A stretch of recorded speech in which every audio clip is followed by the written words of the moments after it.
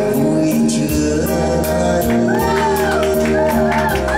vì anh lâu hẹn cho em gần dối cho em nhạc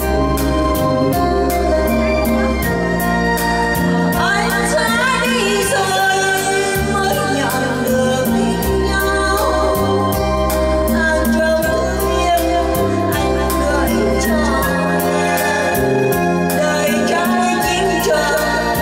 em đi rồi có phải anh đâu.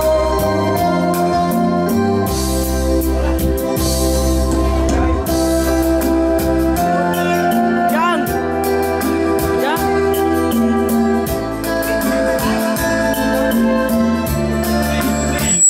nào lối hẹn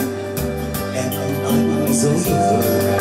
lòng anh thêm sao xuyên ngày đi anh chắc đường gặp em nhưng hứa sẽ tìm